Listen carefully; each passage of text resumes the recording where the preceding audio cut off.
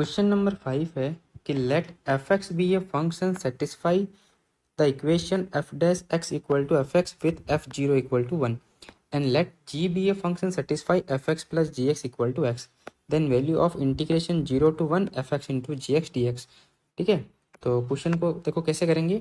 Initial condition हमको given है कि आपको जो एफ एक्स है वो किसको सेटिस्फाई कर रहा है, इस इक्वेशन को।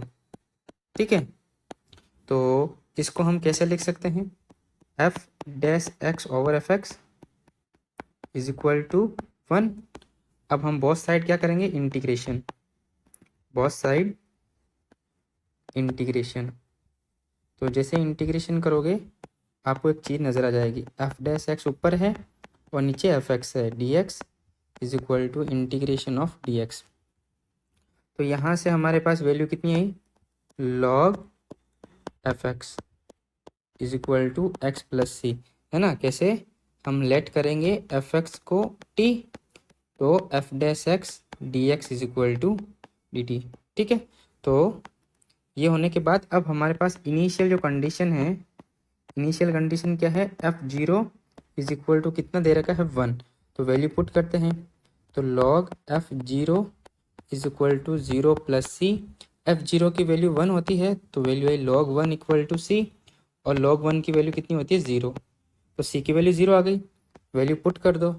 तो log mod f x is equal to x. ठीक है, तो यहाँ से f x is equal to कितना हो जाएगा, e की पावर एक्स। ये हमारे पास फंक्शन आ गया। अब हमको गिवन क्या है, गिवन एक इक्वेशन है जी एक्स जो सेटिस्फाई करता है ना, f x plus g x is equal to x. ये अपन को इक्वेशन गिवन है ना, जहाँ जी एक्स सेटिस्फाई कर रहा है। तो अब यहाँ से हम जी एक्स निकाल सकते हैं।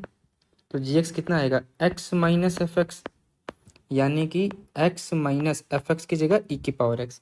जी एक्स भी हमारे पास फंक्शन आ गया।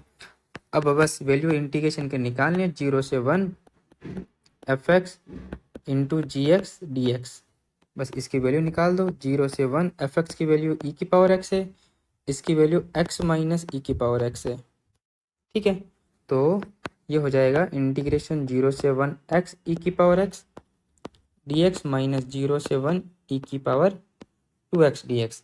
ठीक है, तो अब x ई की पावर एक्स का कितना होता है, x ई की पावर एक्स माइनस ई की पावर एक्स, 0 से 1 वैल्यू पुट करेंगे, ई की पावर 2x का ई की पावर 2x ओवर 2, 0 to 1, तो 1 पुट करेंगे तो कितना आएगा, ये हो गया ई की पावर 1 माइनस ई की पावर 1 माइनस, और ये तो हो गया 0 माइनस 1, और यहाँ कितना हो जाएगा देखो, 1 पुट करेंगे तो ई स्क्वायर अपॉन 2, और ये हो जाएगा माइनस 1 अपॉन 2।